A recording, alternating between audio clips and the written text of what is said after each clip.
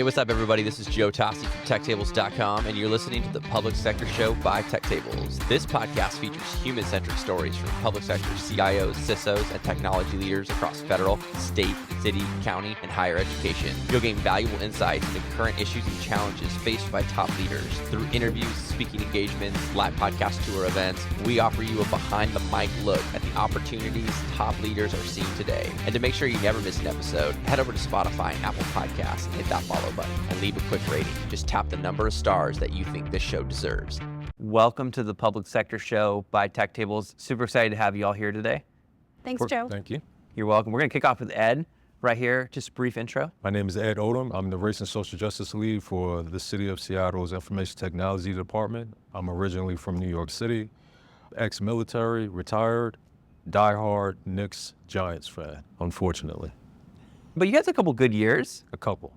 They're coming back. They're coming back. Eli Manning, he had some incredible plays. What? Against Tom Brady? That's got to be like the biggest highlight. Yeah. The Knicks, sorry about that. Yeah, I'm sorry too. But we're coming back. I heard that one before. Melanie? Melanie Vogt. I work for City of Seattle in the Information Technology Department. Been with the organization for about 4.5 years now. Always in human resources and prior in the private sector, in global architecture and manufacturing. So happy to be here. Fantastic. Saby? Yeah, my full name is Sarabjit Singh Waraich, but to go by Saby. But some also say Selfie Saby or Wasabi. Oh, I'm calling you that now. Yeah? Yeah. Yeah, spicier Wasabi. How about that? I am not with Seattle IT for a change. I'm with Clackamas Community College. I'm a CIO and a CISO there. Almost 25 years of experience in IT, 20 of that in public sector. Prior to this, I worked at City of Portland for about 15 years. Super excited to be here today. Awesome. Curtis? Hello, Joe. I am Curtis Nimmons. I am the HR Director for City of Seattle IT Department. I am Ed's Pennsylvania brother. I, too, am from the East Coast. I, too, was in the military, retired, and now a transplant here in Seattle. Excited to have you all on here. Saby, let's kick off with you. You developed the SCARE framework for digital transformation, but don't worry, we're not going to scare our audience right now. First, what is SCARE? And second, walk us through how this approach helps leaders navigate the challenges of implementing new technologies in the public sector. Yeah, so it's not actually SCARE, it's SCARE to CARES. So I cut out the care part. Just because we all care for our employees, our constituents and everybody. But SCARE is one piece when you are under a lot of pressure because these digital transformation projects, these are humongous, these are complex. There was a study done which said 84% of these digital transformations fail. And many of those, about 92% of those are because of people issues, 52% because of communication issues. So when leaders are in that SCARE mode, that means they are creating a culture of fear. So everything is micromanaged. What are you doing? What are you working on? There is inflexibility. It's their way or highway, which they're going to work on. And everything is all about themselves, right? So we want to shift that framework from SCARE to CARES. And CARES is an acronym which stands for, C stands for communicate. You need to communicate the changes that these projects, what you're doing. So do you need to communicate with your stakeholders? You need to communicate with your sponsors. You need to communicate with your team and the members and everything. So what are the different tools which you can use in communicate effectively? Because going back, 52% of these digital transformations fail because of communication issues. So you need to make sure that you are tight in communication. A stands for adapt. The pace of change which you are seeing right now in technology is the slowest which you will ever see. It's exponentially rising, and you know that it's going at a really fast pace. So how you as a technology leader is going to adapt to that change, whether that's coming through AI, whether that's coming through automation, cybersecurity, everything else mixed in there. So how are you going to adapt to that? So that stands for A. R stands for relationships, especially in public sector. That's such an important piece, because it's very much driven by relationships. So one of the acronym in there which I talk about is, do you get relationships?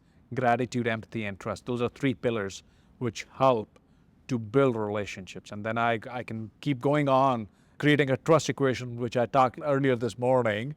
but I'm not going to go in that details. E stands for empower. Are you empowering your team to execute on your vision, which you as a leader is providing that direction, that roadmap? And then S stands for staying calm. We all as leaders need to stay calm because the chaos is going to hit.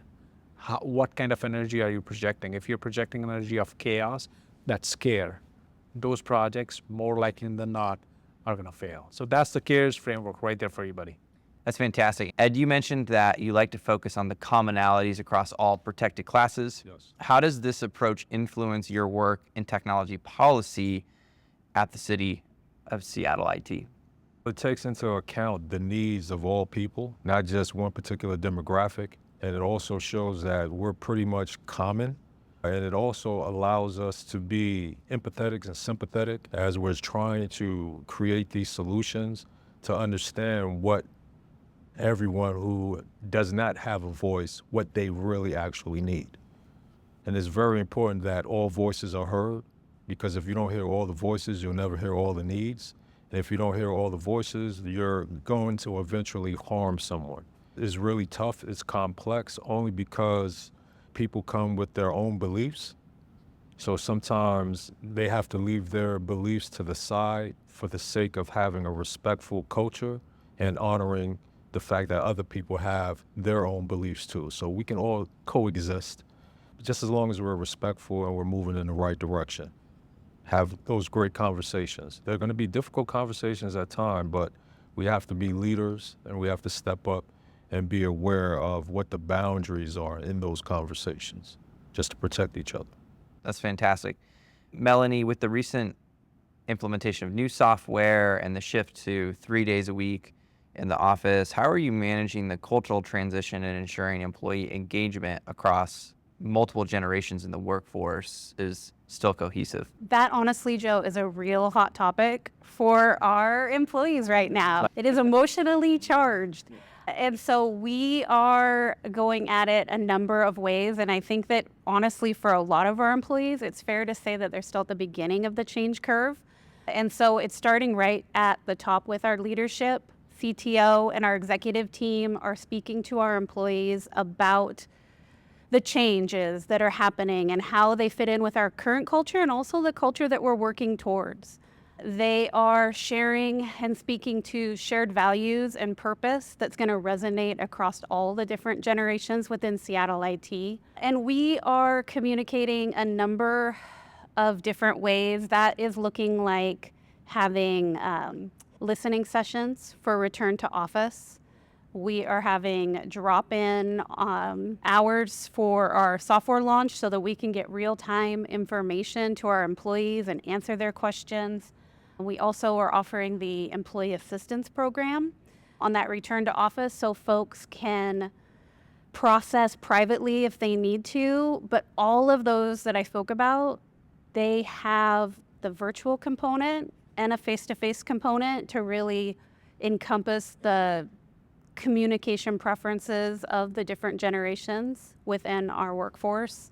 But this is real time. This is work that is just beginning.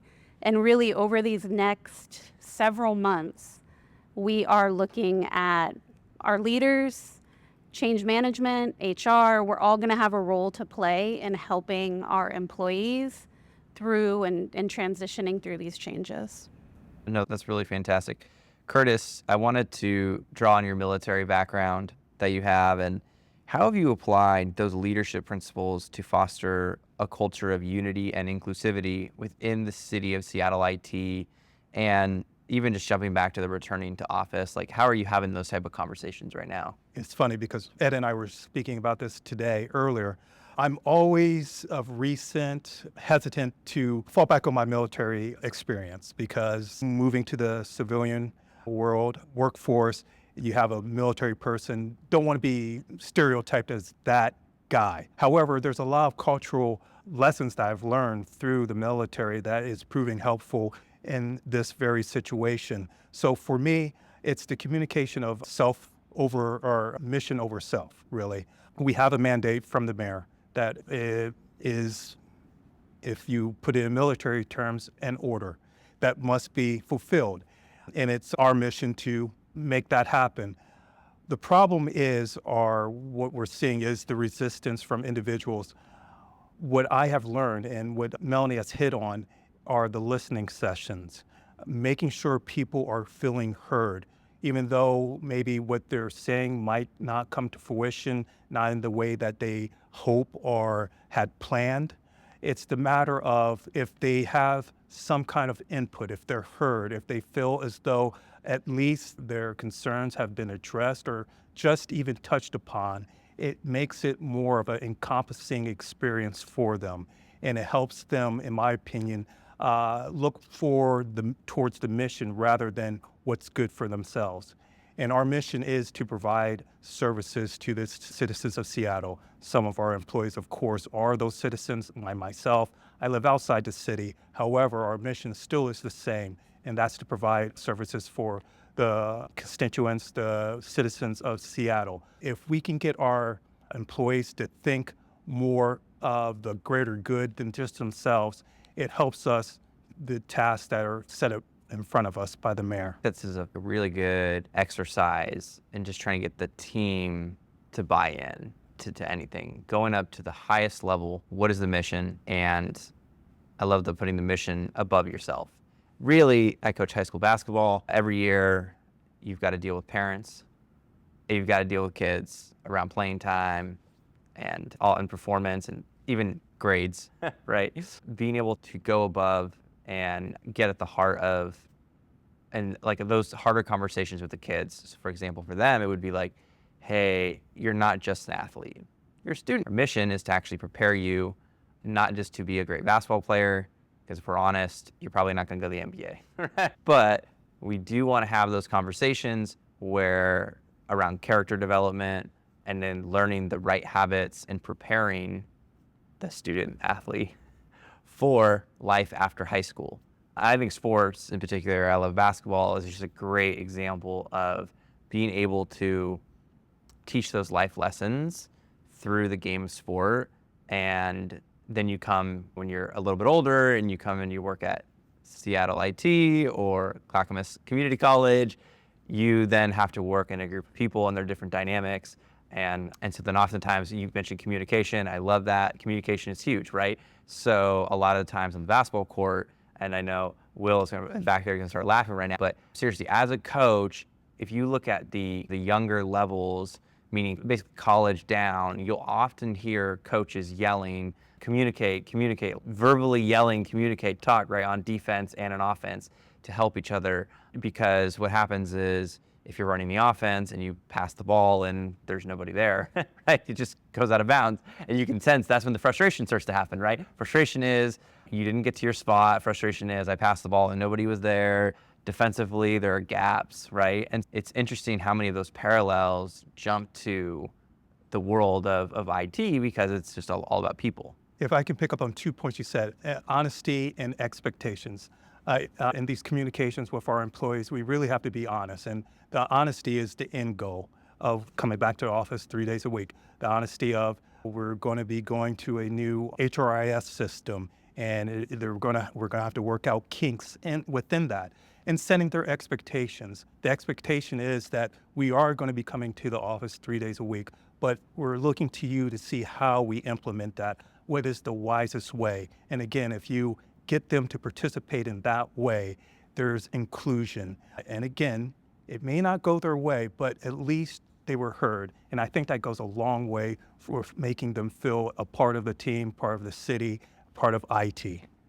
And I will add one more thing. Melanie, you said you're using the change management piece of that, which is great because that is the great way to understand the impact of this change and create that desire and create that training and everything.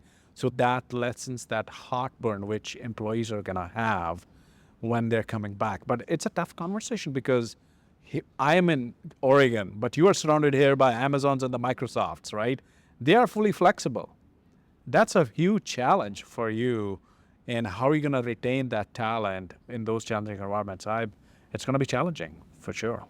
I'm actually just curious, and for any one of you to jump in, do you find it to be more having those individual conversations where I feel like it's a very personal type of conversation where you're sitting down, and I feel like it's more of a one-on-one that you end up having with them to communicate what the expectations are versus, so the example, the mayor said, hey, we're going to do 3 days a week, but still having to communicate, I think, the heart and the why behind why we are going. Do you find it having more of those one-on-one conversations? I think I had a group conversation and maybe individual conversations with folks on my team who may be taking it a little bit harder.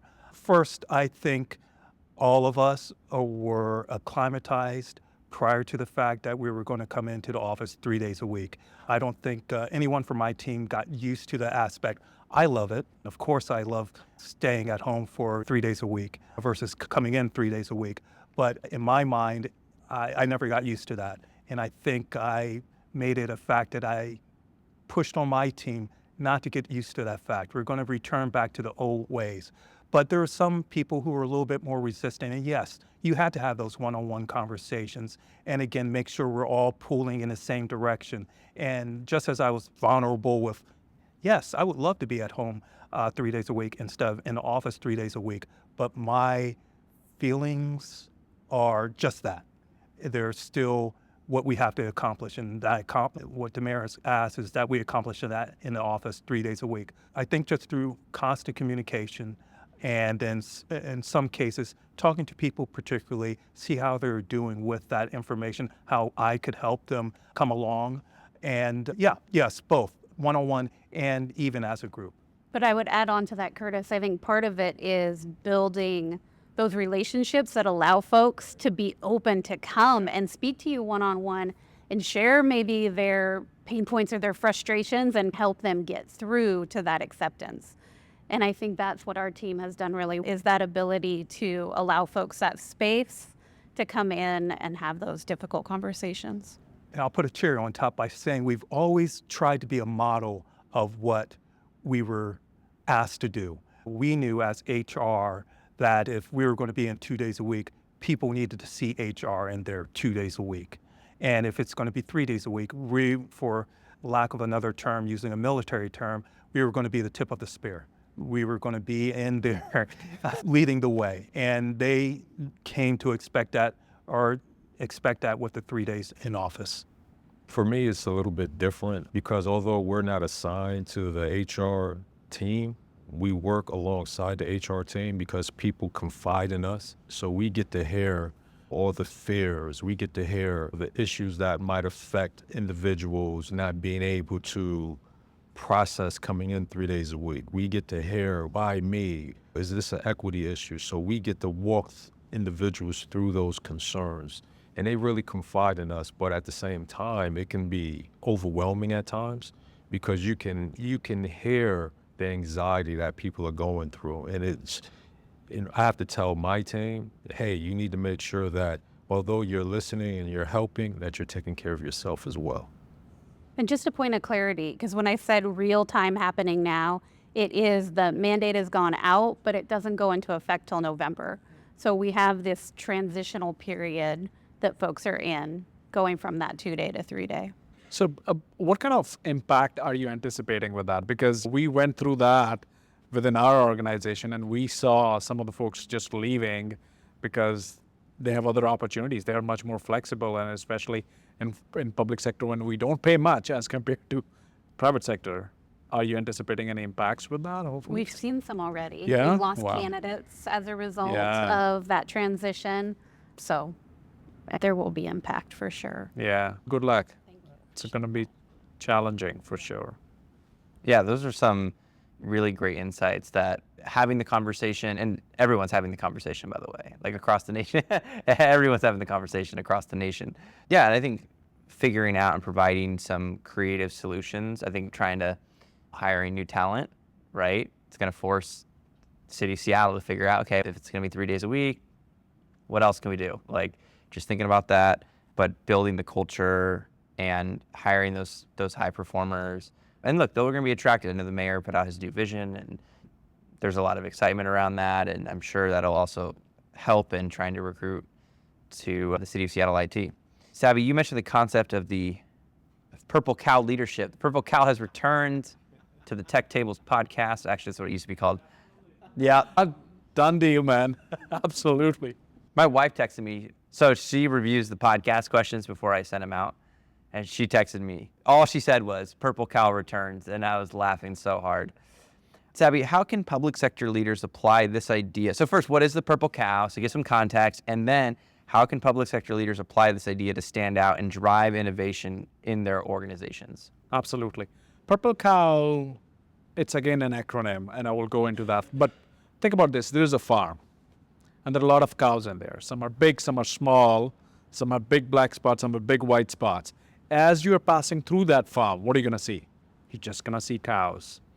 Now let's put a purple cow right there in the middle. Would that get noticed? Absolutely. Right. So be a purple cow.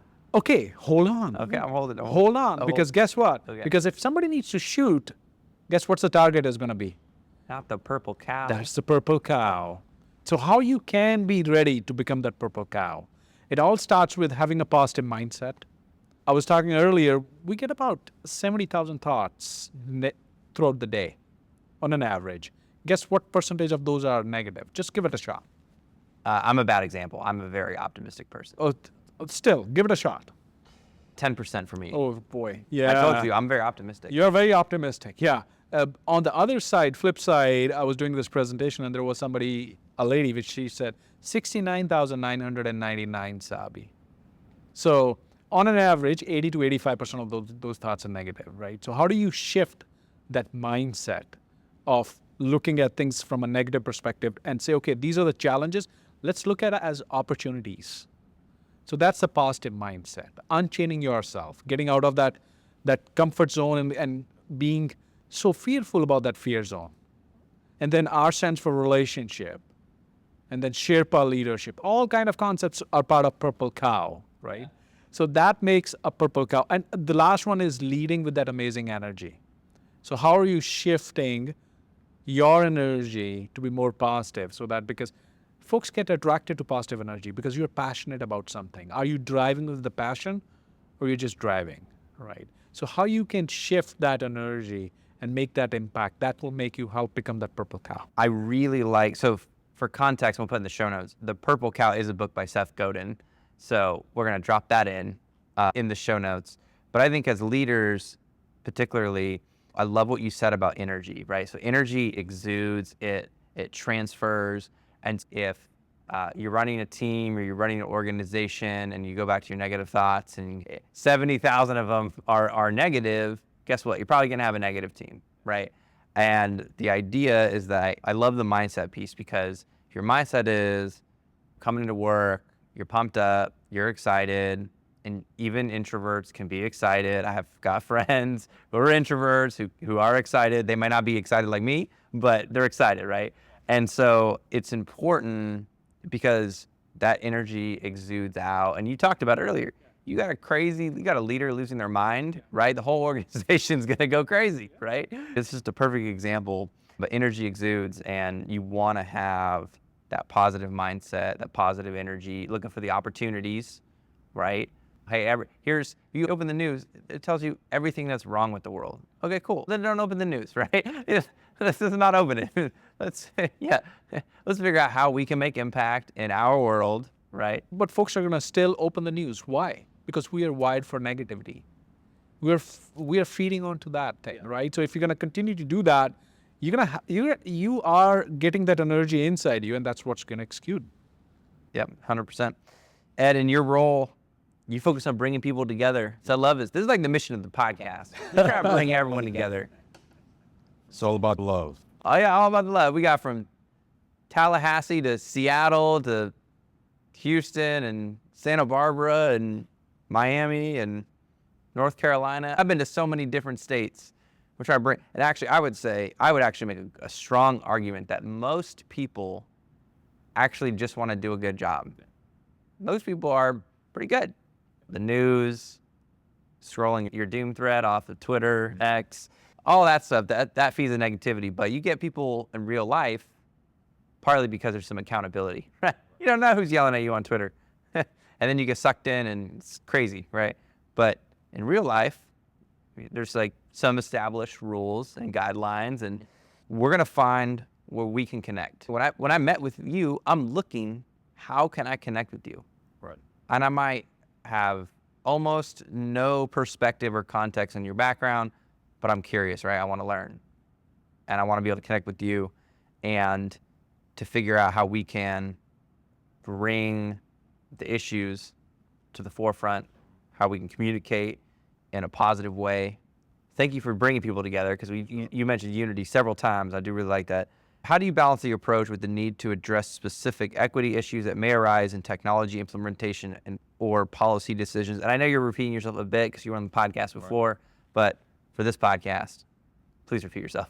Okay, so we take an approach to where we try to bring people together. We still understand that we still have to have difficult conversations, because things have happened in our past to where certain communities might have been marginalized. Us as leaders, we have to take the proper steps to ensure that we have equitable distribution of work, we have equitable career development, that we are giving everyone the opportunity to be celebrated, not just tolerated. Those are not my words, those are the CTO's words, Rob Lloyd. Giving people the opportunity to feel as if they are making a difference, having those conversations to bring people together. And when you start having those conversations, people start to understand that I need to look out for people who might not think like I do, might not look like I do, might not come from the same culture as I do. They have needs too. So I have to look at things with unbiased lens as I'm trying to look at policies or look at solutions or create an environment to where everyone can thrive and just be respectful. We're trying to get away from telling people to bring their entire selves to work, because we understand that sometimes our leaders don't have the skills to deal with those particular issues from the home front and bring it into the workplace. We are working to give our managers and our leaders, every employee, the skills that they need to be successful in the workplace, to understand that we have to have a respectful culture and to move the culture forward. And then that, if it all works in harmony, it allows us to deliver great solutions. It allows us to embrace the new innovative tech. But one thing that I've noticed, in my opinion, is that we are innovative in technologies. This is just nationally, but we're failing to evolve our cultures in the workplace, which is the problem. Yeah, there's a distinct difference between IQ and EQ. Yep. I would argue that the EQ is lacking considerably. And within that, I think just the habits, especially of young people, just because you have to break old habits. And that can actually be tough for adults who may not be in the workforce or hasn't been a while. But breaking old habits actually is super important. We got kids that show up, they got one AirPod in their ear, and they're like, yo, dog. I'm like, so it's coach. You got an AirPod in, and we don't show up to practice 5 minutes late with the yo, dog, right? You got to break those habits, and that's going to be okay, right? They're going to be okay. They're going to learn discipline. They're going to learn, hey, we've got a 2-hour practice plan. Here's what we're going to be going through. And bringing your whole self together is actually not what the mission is, right? The side conversation is, if you are really struggling with something, we want to have, as leaders, we want to have that side conversation one-on-one with you. It could be a home life situation, could be something, but as best as we can when we're at work, can we focus on driving the mission forward, because you're a valuable member of this team and we want you to be a part of this. And each mission is a little bit different, right? There's a city mission, the school district has their mission, each high school has their own mission, but really dialing in and focusing on that. So I love what you said there. So Joe, I want to add to that, because you talk about IQ, EQ, but I'm going to give you another one. It's called PQ. Okay. Okay, PQ stands for positive intelligence. Because the thing is, the challenges which you are facing right now is a prime opportunity to use positive intelligence in there. And there is a book written by Shirzad, which talks about positive intelligence. And what it tells you is, if folks are coming to you with problems, as leaders, are you equipped to handle those? Have you been trained and coached to handle those issues? If you're not, then it's problematic, not only for you, but for the whole organization. So PQ is a great example where it equips leaders with tools and can work with the team members to shift our left side of the brain, because that's what we have been used for, using it all the time, to shift and start thinking with right side of the brain, because that's where you can have conversational love and compassion and all those things. So it's very important. And we did that at our institution, where my leadership team, everybody went through that PQ exercise, and I saw a tremendous shift in their ability to have a conversation with the team and move them from where they were to where they wanted it to be. Okay, and I'm going to piggyback off what Melanie said earlier about, and I learned this with the high schoolers, you can tell them something and they'll just look at you like, seriously, they just blank stare. And there's nothing there until you might take them to Chick-fil-A after the basketball game or whatever, until you can start to develop that relationship. It's hard to get through. And a high schooler, this isn't a surprise, but if a high schooler is smoking weed and you tell them to stop smoking weed, they're going to be like, dude, I'm not going to listen to you. But you go through a basketball season with them, then it's the coach. Okay, I think I'm listening to you now, right? If there's that evolve, they start to change because you can start to have a piece of they're open to you, they're open to hearing from you. It's very hard, I'm thinking the conversations, trying to establish that relationship and then going back to the 3 days, and then you can have that conversation and maybe you take them out for coffee. I don't know. I love coffee, so I'm just making this up. I love coffees too, man. Yeah. Yeah. Yeah, you do. Yeah. But to add to that, I think sometimes since we're in a multi-generational workforce, sometimes the older generations forget that we have to show up with grace, because we were those young people at one time who were looked at as not being in tune to what's really going on, and we had to be developed. We have to step forward and say, okay, I understand where you're coming from, but let me give you some additional information that you might not be privy to or don't know about to help you along in your journey. And then it's a two-way street, to be quite honest with you. You learn just as much from your mentees as I would say that I've learned more from my mentees than they probably learned from me. That's what Sir Mix-a-Lot said earlier today about, I think he was referring to his grandchildren and technology, him being a big fan of technology. And this is always the example given. You give your phone to a kid, I give my phone to my kid, and she's able to do all these wonderful things. But it extends more than just the phone. It extends to current life lessons that the younger generation can take to older generation, and being gracious enough and open enough and humble enough to accept those lessons. And remember, we used to call these skills and competencies soft skills? Yeah. They're actually not soft skills. They're your power skills, because it's harder to teach those in the workplace than it is the technical skills. So we have to make sure that we're making conscious efforts to help our employees develop those skills, those power skills. Yeah, no, that's really great insight. Ed, we'll go down to you. Any final thoughts as we wrap up? Not really. I'm thankful for the opportunity, and I love spending time with you guys today. Yeah, I got 2 hours with you. 2 hours. That's what I'm talking about. We can go and play some ball after that. No, you hear that, Will? Play some ball. Yeah. Melanie? No, just thank you so much. Great opportunity. Saby, any closing thoughts? Let's rock it. Let's rock it. Start shifting your mindset. We are on autopilot every single day. How are you going to get out of that autopilot and take control of your life and start making small shifts, right? 1 degree shift, which I talked about, right? How are you going to make 1 degree shift starting today? Because that 1 degree shift is going to change your life, and you're going to be way better and in a different place in 1 year. Identify that one small shift and start working towards it. You're a great motivational coach. Just put that in I your... will. Yeah. Right? See? I can do it. Making changes. Absolutely. Curtis, any closing thoughts? Just happy for the opportunity to meet you, Joe. I'm always happy to spend time with Ed, the mentor-mentee relationship. I absolutely consider him a mentor and a sounding board. I was able to beat Saby today, and he is brilliant, obviously, absolutely. And Mel, she's one of mine, and she's amongst my brightest employees. And so opportunity to share even a moment with her, listen to her outside of the context of our wall is wonderful. So thank you for this opportunity. Yeah, thank you all for coming on the Public Sector Show by TechTables.